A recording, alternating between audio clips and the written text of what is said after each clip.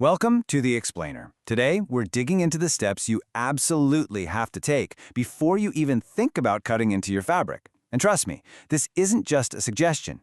It's the secret that separates a professional-looking garment from one that just looks homemade.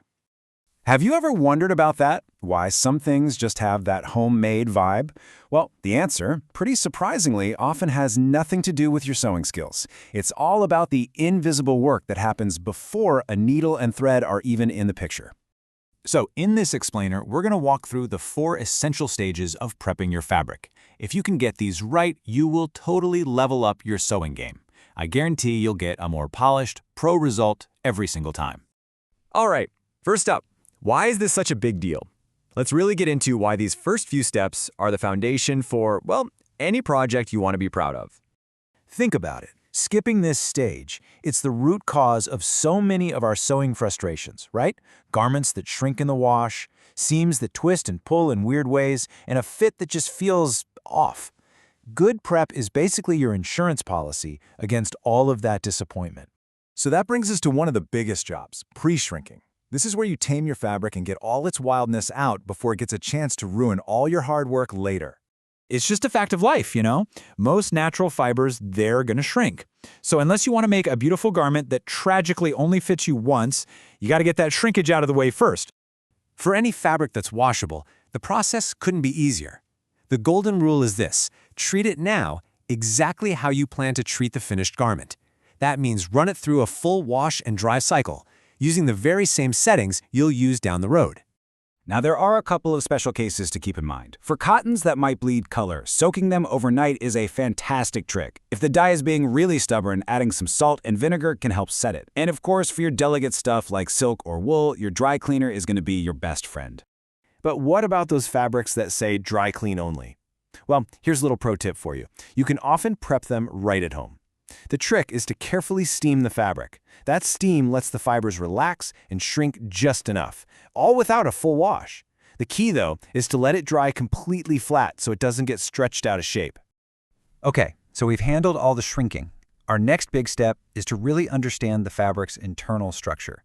You can think of every piece of woven fabric as having its own map, and learning to read that map is absolutely key. Your number one landmark on this map is the selvage. These are those tightly woven, finished edges that run all the way down the length of your fabric. Just think of them as the north and south poles of your material. They are your main reference points for everything else. Next up, we have the grain. Now, this is just talking about the direction of the threads themselves, how they're interlaced to create the fabric in the first place.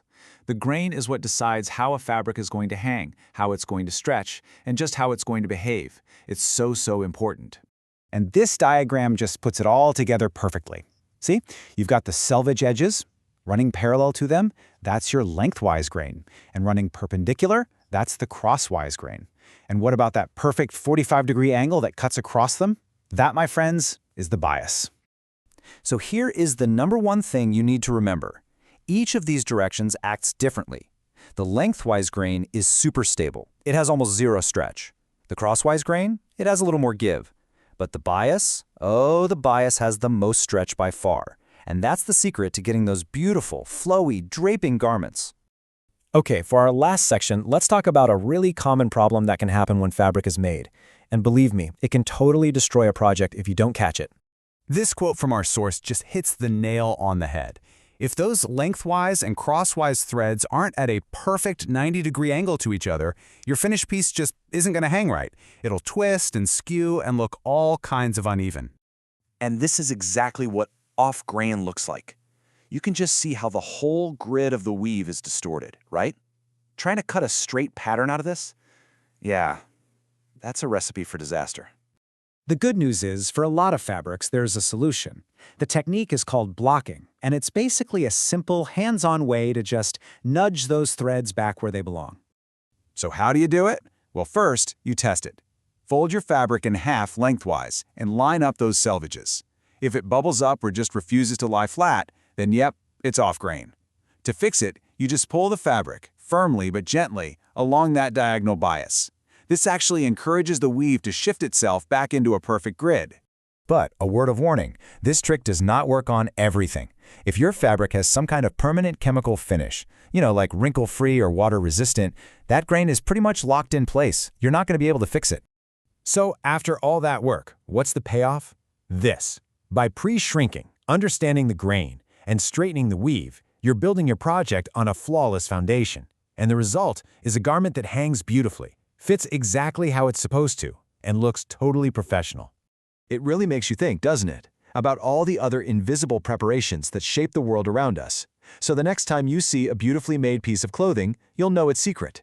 You'll see all that invisible work, the soaking, the steaming, the straightening, that created the perfect foundation, long before a single cut was ever made.